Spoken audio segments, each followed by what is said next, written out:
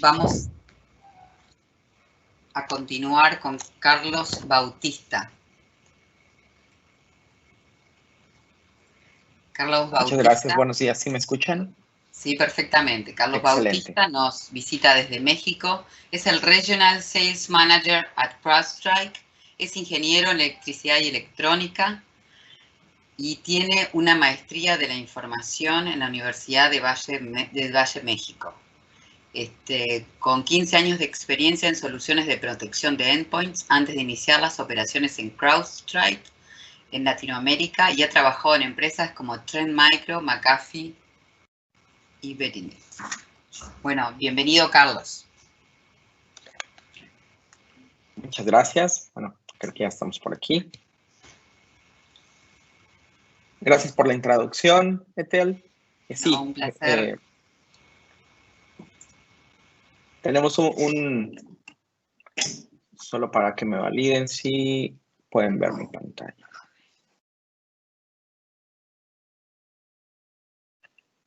Todavía no, solo debes de compartir tu documento. Ahí está, hoy sí. Creo que lo ¿Está bien? Perfecto, Excelente. Hola. Hola. Perfecto. Gracias. Excelente. Muy bien. Creo que ya nos vemos ahí. Excelente. Bueno, pues muchas gracias a todos los que están conectados. Particularmente el día de hoy vamos a platicar un poquito del ransomware. He estado escuchando algunas de las pláticas en esta mesa redonda que tuvimos hace un momento. Justo estábamos platicando un poco del tema de los usuarios y todo lo que ha conllevado, ¿verdad?, esta pandemia. Y la idea es platicar no solo de cómo ha evolucionado la parte del ransomware, sino también qué es lo que necesitaríamos para combatir esto, ¿no? La evolución específica de las amenazas siempre es un reto, pero sobre todo que las tecnologías también han cambiado. Sin embargo, bueno, gracias por la presentación. Soy Carlos Bautista.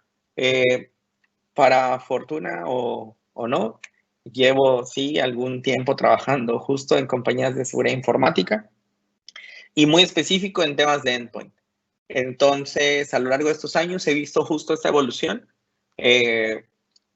cómo al final incluso, y lo vamos a mencionar en un momento, hay cosas muy puntuales y digamos, en este caso, controles muy específicos que aún estamos obviando y que tenemos que regresar a las bases, ¿no?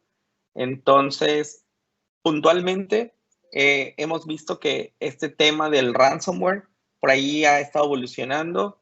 Hemos visto cuestiones muy específicas de ransomware desde por ahí de 2005, ya como ataques más que han estado en los medios, ¿verdad? Y puntualmente esta evolución, bueno, la hemos visto, se acordarán por allí desde cuando teníamos estos famosos antivirus falsos, en donde nosotros visitábamos un sitio y automáticamente parecía que íbamos y que aparecía un error en el sistema y teníamos el explorador de Windows. Desde ahí empezamos a ver este tipo de ataques, este tipo de intrusiones, ¿verdad?, a nuestros sistemas, que puntualmente empezamos a revisar que el usuario al final sigue siendo un punto muy débil, le da clic e incluso permitía instalar todo este tipo de plataformas, ¿no? Entonces, más allá, hay una evolución muy, muy fuerte y todo esto lo desató el tema de las criptomonedas, en donde se hacía mucho más difícil rastrear todo el tema de los rescates. Y entonces fue que vimos, por ejemplo, pues de una forma obviamente mucho más continua, ataques, por ejemplo, como WannaCry, que empezó a ser el que detonó mucha de este boom de protección y de estar muy al pendiente del ransomware. Porque aparte, como todo el crimen organizado y en este caso el cibercrimen, está evolucionando y está en actualización constante, ¿no? Así como las organizaciones hoy están en evolución constante, los atacantes siempre están buscando esas nuevas formas de identificar y de, obviamente, impactar a las víctimas, ¿no? hasta que podemos mencionar demasiados, no sé, desde cuando empezamos a ver temas de Loki, cuando empezamos a ver ahora ataques ya un poco más complejos que utilizaban explotación de vulnerabilidades como WannaCry mismo, pero hasta llegar a puntos en donde nosotros o en el mercado se conoce como el big game hunting. O sea, tal cual gobiernos específicamente si los mencionamos ahí, Rusia, Corea del Norte, que China mismo, que sigue auspiciando sus guerras o financiándose con este tipo de ataques, ¿no? Y que además está invirtiendo bastante. Y esto puede llegar desde cualquier país del mundo a cualquier país de nuestra región.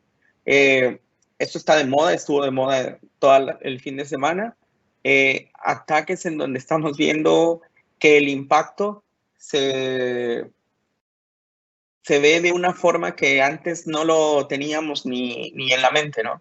El tema de cómo hoy todos los sistemas están siendo atacados sin importar qué tipo de plataformas son.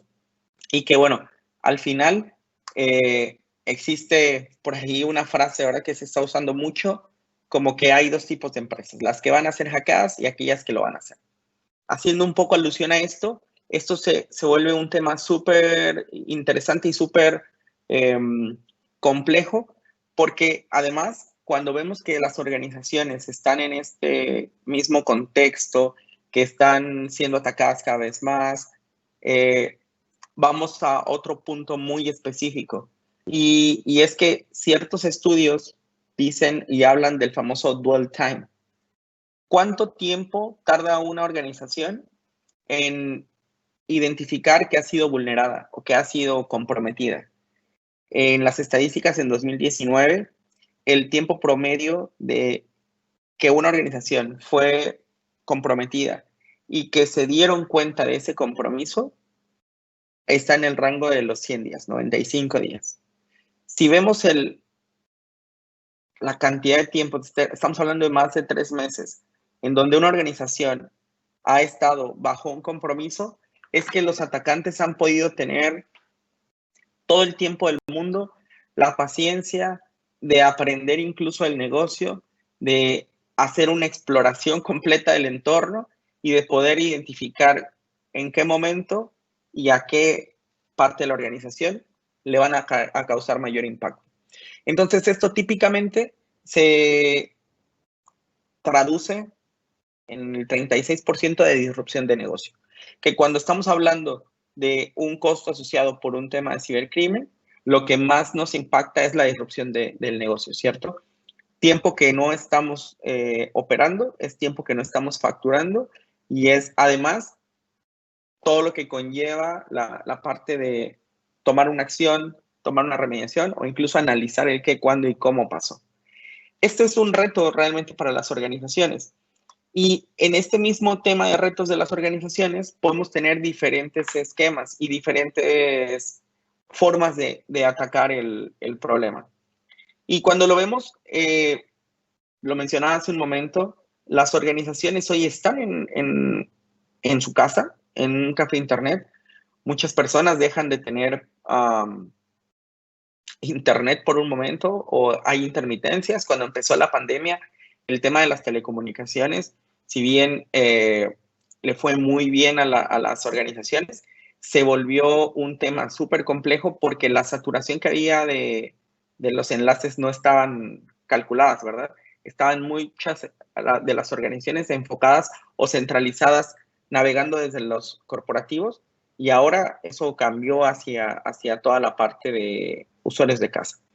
Entonces, aquí hay muchos retos, pero desde mi perspectiva, y seguramente muchos de los que estamos acá podríamos coincidir, realmente el peor enemigo del ransomware es ir a las bases.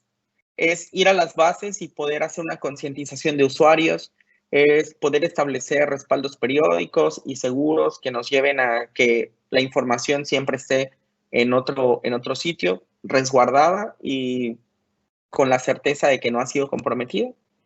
Restringir muchos de los permisos, lo mencionaba hace un momento, también muchas organizaciones ahora dan permiso o acceso vía las VPNs a las organizaciones pero a una o muchas más organizaciones, ¿cierto?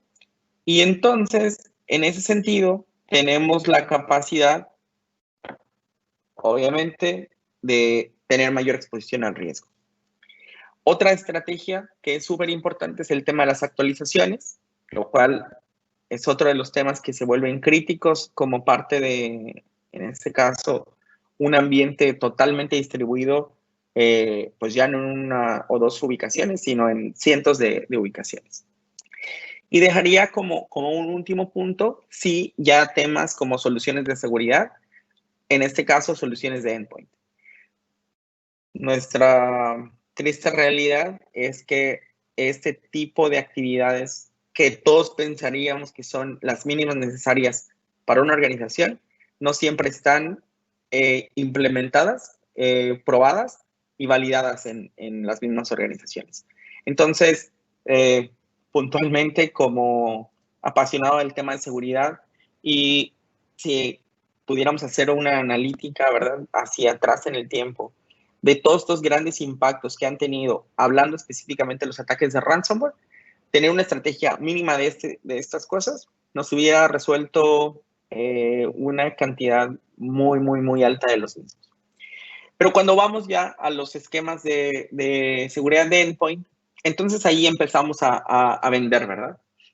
Como parte de un proveedor de servicios, he visto también que la evolución de los ataques ha llevado a la evolución de las, en este caso, tecnologías. Entonces, este tipo de gráficas incluso las podemos ver en muchos de los modelos de madurez de la seguridad informática, en donde a medida que han pasado el tiempo, en los últimos 15 años, hemos visto nuevas tecnologías, hemos visto, obviamente, que existen y surgen nuevas organizaciones buscando mitigar los riesgos que se van dando, obviamente, con base en esta evolución. Hablando de evolución, que hablábamos de malware, hablamos solo hace 20 años, estábamos simplemente revisando que nos llegaran en un disquete cada semana o cada mes una vacuna, ¿no? O las famosas actualizaciones de definiciones de virus. Hoy día esto es totalmente imposible y han empezado a surgir nuevas estrategias de inteligencia artificial, de machine learning, que sustituyen mucho a las firmas de virus o en los esquemas completamente diferentes de bloquear todo excepto algo que es lo mínimo necesario, en este caso, por ejemplo, para un punto de venta, para un kiosco, para un cajero automático. Pero esto era lo más sencillo.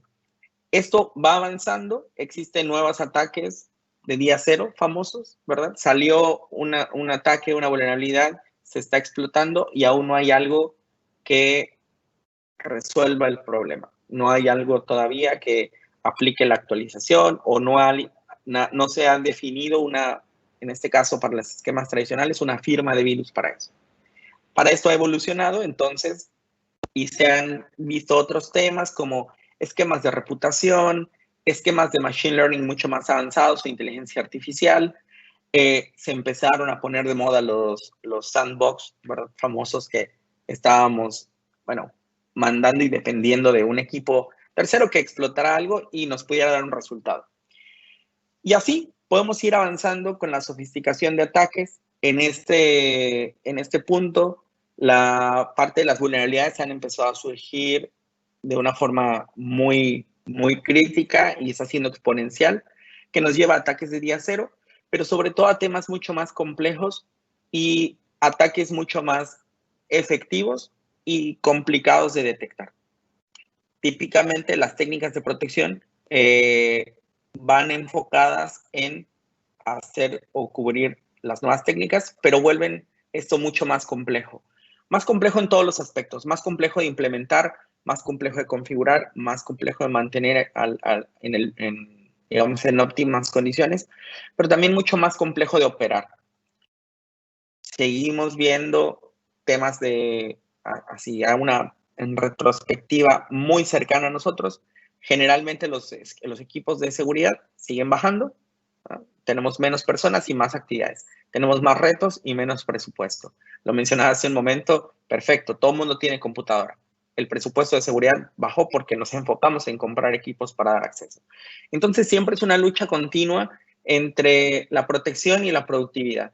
Y esto lleva a que hoy este tipo de ataques donde pueden robar credenciales, donde pueden elevar privilegios y en donde se vuelven los famosos ataques de impersonización o impersonation attacks, en donde una persona que robó una identidad válida de la organización puede estar haciendo actividades que se les ocurra, viviendo muy debajo de la tierra, digamos, muy oculto, haciendo cualquier actividad que incluso para las soluciones tradicionales y para las soluciones incluso de nueva generación pueden parecer lícitas, pero que entonces dependen ya no solo de tecnología o ya no solo de herramientas, sino de hacer una correlación de toda esta información, analizar el comportamiento y tener personas que hagan esta analítica.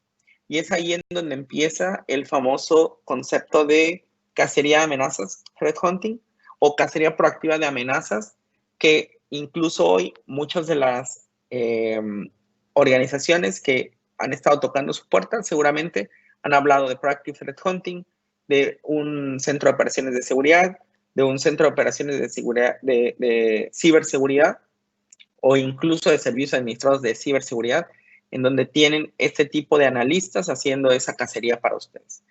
Esto es lo que hoy requiere una organización para poder no solo identificar, detener, sino contener también este tipo de actividades. Y aquí es el gran reto de las organizaciones. ¿Cómo podemos hacer para que hoy cubrir este tipo de tecnologías? Si solamente para cubrir este tipo de tecnologías podríamos detenernos en cada uno de estos elementos, de estos puntos, y podríamos mencionar decenas de vendors o decenas de jugadores de ciberseguridad que estamos ofreciendo este tipo de plataformas. Entonces, cuando nosotros somos el oficial de seguridad, cuando nosotros somos los encargados de ciberseguridad, nos ponemos en una disyuntiva, ¿no? Tengo entonces que regresar a la parte básica y más bien solo dedicarme a hacer los controles mínimos. También tengo que tener esto. Bueno, se vuelve un conjunto de muchas cosas. ¿Qué es lo que hace mucho más eficiente este tipo de tecnologías? Bueno, tratar de disminuir la dificultad de esto, poder cubrir la sofisticación de estos ataques, pero a través de herramientas, sí, de detección y respuesta a incidentes, más personas. Esto creo que es el punto crítico de poder llevar a una mucha mejor postura de seguridad en una organización, en donde sí, efectivamente, podríamos tener tecnología, puede ser una o el conjunto de muchas tecnologías que permitan hacer, por ejemplo, esquemas de machine learning, ¿no? Sustituir todo este esquema complejo, complicado y con altos puntos de falla, como son, por ejemplo, las soluciones anti-malware tradicionales, cliente-servidor, que además si tenemos una arquitectura totalmente distribuida, requerimos considerar anchos de banda, actualizar todos los días, buscar espacios de tiempo no productivos para que las actualizaciones o las firmas de virus diarias estén siendo entregadas en tiempo y forma a los decenas, cientos o miles de equipos de mi organización, que además hoy que los tengo, algunos en su casa, algunos no se conectan a la VPN, algunos tienen un ancho de banda súper limitado porque además en las organizaciones, las casas ahora se volvieron el departamento de recursos humanos, el departamento de informática y las aulas de primaria, secundaria, de todos los niveles, ¿verdad? Porque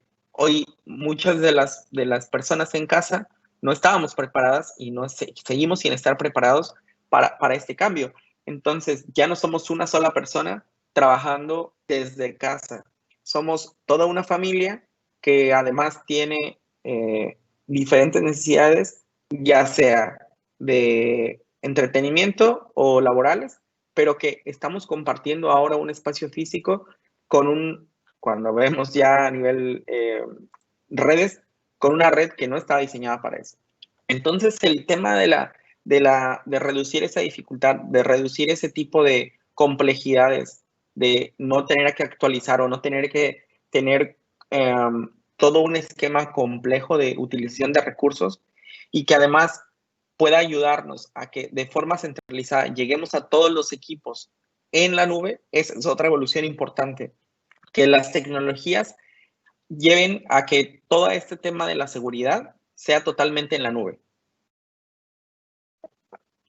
Esta parte, obviamente, también nos tiene que ayudar a reducir esta capa de exposición ante vulnerabilidades y bloquear los exploits que se están generando, ya sea con las técnicas específicas, ya sea algunas herramientas lo hacen con firmas de exploits también, o ir evolucionando a, además de tener eso, estar analizando el comportamiento.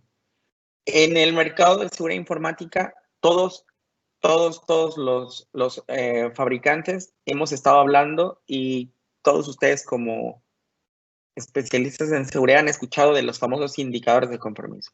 Y tengo indicadores de compromiso y bloqueo indicadores de compromiso. Y al final, indicadores de compromiso se resume más o menos en conexiones a direcciones específicas, IPs específicas y archivos o procesos específicos que se tienen que bloquear. Pero eso ya no es solo, ya no es suficiente. En muchas ocasiones, los atacantes, al conocer esto, al conocer que una organización tenía un esquema básico de seguridad, filtro web, filtro de correo electrónico, endpoint, que no hablan entre sí nunca, a menos que volvamos al mismo esquema de complejidad y tratemos de correlacionar todo, que se vuelve un tema posible pero complejo. Bueno, tenemos que estar haciendo una analítica mucho más enfocada a, desde el punto más delicado o más fácil de comprometer, que es el punto final, el endpoint, la computadora de escritorio o la laptop que está usando un usuario final, correlacionar también todos esos indicadores de compromiso que están sucediendo en la organización, sin importar el origen. Tener herramientas famosas de EDR, que no es más que sumar elementos de detección y respuesta a incidentes masiva y que sea idealmente remota, es decir, otra vez, sin depender de que estemos dentro de una organización. Y sumar esto con personas haciendo ciberinteligencia, ya sea haciendo cacería de amenazas de forma proactiva, pero también sumando todo esto, esta información que se obtiene desde las primeras fronteras, ¿no? Que son los equipos de respuesta a incidentes, los equipos de threat hunting y estos analistas que están especializados en estar investigando nuevos modelos de ataque, nuevos escenarios de ataque y nuevas formas de explotar a una organización. Entonces, todo esto se requiere con una protección mucho más eficiente y este tipo de protección eficiente siempre va totalmente enfocado en, desde mi perspectiva y obviamente con lo que está viéndose en el ambiente de seguridad informática o en las nuevas tecnologías, todo va enfocado a la nube. Todo va enfocado a la nube de tal forma que podamos iniciar de una forma muy rápida. Que cuando teníamos todos los esquemas complejos de hacer una migración, bueno, teníamos que conseguir los equipos, meterlos al data center, hacer desde todo el aprovisionamiento de que el rack, que el tiempo en el que vamos a entrar al centro de datos, cablearlo, o sea, y esos eran tiempos, ¿no? Que se involucraban muy de la mano con un proceso incluso de prueba de valor. Hoy esto puede hacerse en días, en estar trabajando en la plataforma y estar activamente ya funcional en días. Siempre actualizado, es decir, evitar múltiples agentes, evitar actualizaciones diarias, evitar esas políticas de escaneo y de definición de horarios para hacer este tipo de actividades, porque entonces seguíamos teniendo un espacio muy interesante, ¿verdad? Entre salieron las nuevas vulnerabilidades, los nuevos, en este caso, ataques, y entonces la firma que detectaba eso, bueno, va a ser procesada hasta mañana porque va a esperar a que llegue la hora de escaneo que es en la madrugada, para que mañana todos los equipos puedan recibirla a lo largo del día. Entonces teníamos tiempos amplios de desprotección, si lo vemos así, y además faltaba un tema de optimización.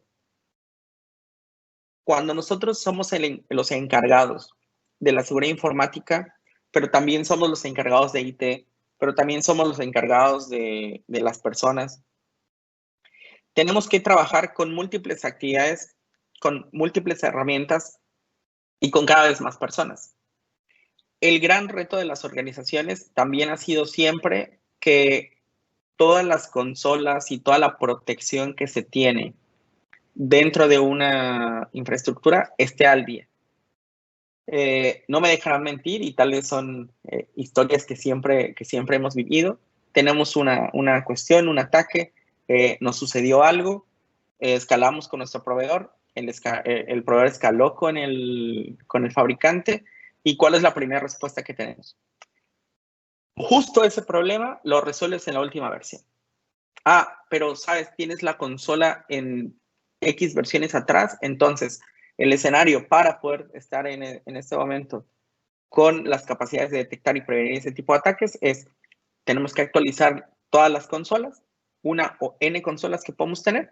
De esas actualizaciones de consolas, después vamos a hacer una actualización de los agentes en tus cientos, miles o decenas de miles o cientos de miles de equipos. Y posterior a eso, vamos a estar ya protegiéndote de tu ataque que recibiste. Eso es totalmente fuera de contexto con el dinamismo de una organización en 2020. Bueno, 2021 que está a la vuelta de la esquina. La idea es que hoy, a partir de estos elementos de software como servicio, son organizaciones que brindan la protección de seguridad informática. Las consolas son en la nube, las consolas las administra, las controla, las actualiza y aplica todas las nuevas actualizaciones de seguridad, pero también actualizaciones de funcionalidad por ustedes. Entonces, ustedes simplemente recibir un punto de visibilidad donde tienen las últimas noticias de lo que se actualizó, de lo que se mejoró y de las más funcionalidades. Para allá va este tema de seguridad de la información. No solo es algo que ya está hoy activo, está funcional en el top de las empresas del mundo. En el top de las empresas de Latinoamérica ya son tecnologías que están probadas y funcionan bastante de una forma bastante eficiente. Y tenemos ejemplos, y no solo de la marca a la que represento, que vamos a ir en algún momento, pero tecnologías que están yendo más allá. Al final, este tipo de reuniones son mucho más de concepto, y en mucho más allá de concepto, por ahí, perdón si se va por ahí el logo, la idea es que tengamos tecnología en donde con una sola consola, con un solo agente, podamos cubrir todos los escenarios. Y cubrir todos los escenarios hoy se vuelve cada vez más crítico. Si bien estábamos hablando que teníamos estaciones de trabajo y servidores en nuestro centro de datos, evolucionamos a temas de máquinas virtuales. Este tema de máquinas virtuales evolucionó a containers, pero además, en paralelo, evolucionó a que todo esto, además, lo tengamos en nubes públicas, de las cuales no tenemos 100% el control. Y estamos hablando de los tres grandes: Azure, Google, Microsoft con Azure, Google con GCP y Amazon con AWS, que están hoy ofreciendo esquemas súper interesantes de poder llevar todos nuestros servicios a la nube. Y con esto se vuelven a llevar otras problemáticas. Todo este tema de seguridad, si lo hacemos con tecnologías tradicionales, bueno, vamos a requerir una herramienta específica para workstations y estaciones de trabajo. Perdón, workstations y servidores, o estaciones de trabajo y servidores. Otra herramienta que no necesariamente es la misma para virtualización. En ocasiones es la misma de containers, pero en ocasiones también es una diferente para esquemas de nube. Entonces volvemos a tener la complejidad, el tener que decidir en qué estrategia tomar, porque son múltiples herramientas, múltiples agentes, múltiples consolas, que alguien tiene que tomar tanto una acción para hacer una configuración, como de llevarlas siempre a tenerlas al 100. Entonces, la idea es poder unificar en una sola plataforma todo este tipo de ambientes. No importa si son físicos, virtuales hablando de servidores o virtuales hablando de escritorios virtuales, los famosos VDIs, que sea un solo punto de control y unificación tanto de tableros de control, tanto de detecciones como de políticas para todos los ambientes, que podamos tener claramente plataformas de seguridad de endpoint, pero sobre todo que podamos llevar esto no solo a una plataforma, sino a una plataforma y servicios administrados, que podamos incorporar temas de inteligencia de amenazas para darles no solo el contexto, sino potenciar sus herramientas actuales, hablando del correo electrónico, la navegación, el tema, por ejemplo, de la red, ¿no? Firewalls, IPS, y que en este mismo sentido podamos llegar a estas nubes públicas para tener no solo visibilidad, sino control y una postura de seguridad que estamos de repente perdiendo. Porque subimos servicios a la nube y no nos, de forma nativa, no tenemos una postura de seguridad o una postura de cuánta exposición tenemos o cuál es el riesgo por la exposición que tenemos de esos servicios a un esquema público. Entonces, poder tener todos esos controles, esa visibilidad y obviamente cerrar, en este caso, la pinza con los temas más críticos, que son poder tener una visibilidad forense, poder tener un análisis de vulnerabilidades continuo en todos los ambientes unificado y que posteriormente nos permita hacer una remediación. Que además tengamos la capacidad de monitorear y controlar aplicaciones, equipos no administrados, usuarios que son vitales, monitorear que estén en cumplimiento mínimo de las políticas de seguridad de la organización y al mismo tiempo que podamos tener visibilidad completa de qué están haciendo los equipos hacia el mundo o del mundo hacia nosotros.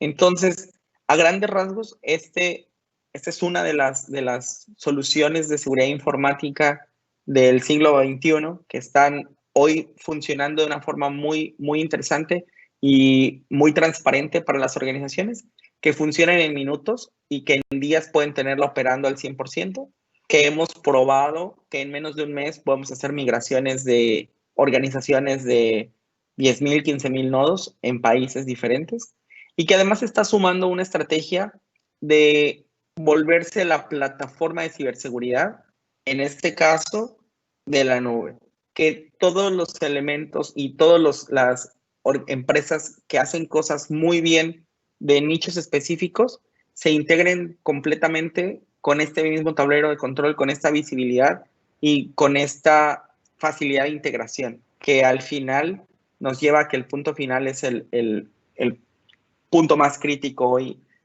sobre todo en esta nueva normalidad. Particularmente, la plataforma está disponible para que la prueben. Simplemente necesitan escanear este código, llenan sus datos y prácticamente en horas tienen una prueba del producto. Esto es totalmente gratis y además alguien de la organización se pondrá en contacto con ustedes para ver cuáles son sus necesidades y agregarles más módulos del producto. La parte inicial es el reemplazo del antivirus o del antimalware y está totalmente disponible, ¿no? Esto es algo totalmente gratuito. Como dicen en México, puede probarlo sin compromiso y prácticamente creo que tomamos el tiempo perfecto para si hay algunas preguntas. En mis redes sociales estoy como Uri-First y me pueden también contactar en el correo corporativo. A ver, vamos con preguntas. No estoy viendo preguntas. A ver, por aquí.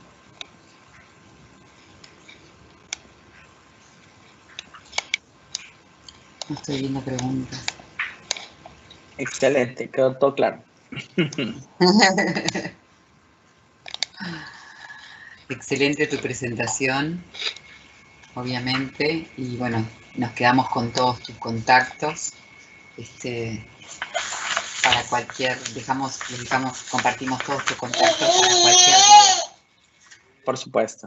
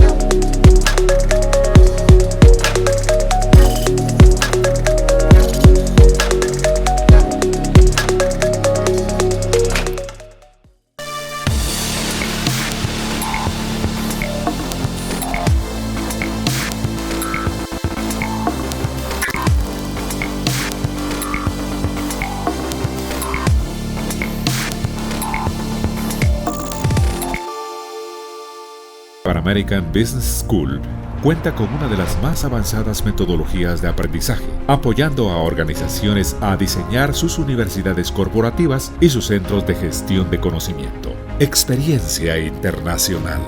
Hemos impartido programas de formación ejecutiva para empresas de Estados Unidos, México, El Salvador, República Dominicana, Colombia, Paraguay, Ecuador, Honduras, Nicaragua, Costa Rica, Panamá, Argentina, Chile, España.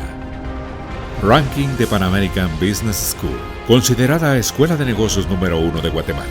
Top 2 entre las mejores escuelas de negocios para la contratación de mejor talento por su calidad de educación. América Economía. Ranking Top Employers 2019. Entre las 3 mejores escuelas de negocios de Centroamérica, América Economía, Ranking de escuelas de negocios más reconocidas a nivel centroamericano 2018. Entre las 10 escuelas de negocios más innovadoras de Latinoamérica.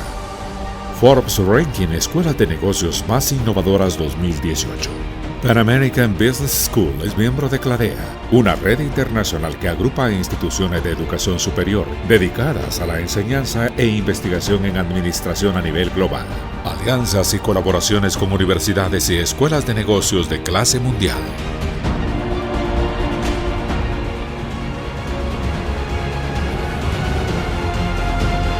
Renacemos con más fuerza y convicción en preparar a estos ejecutivos fuertes y con capacidad al cambio y grandes desafíos. El mundo nos une a lograr grandes historias.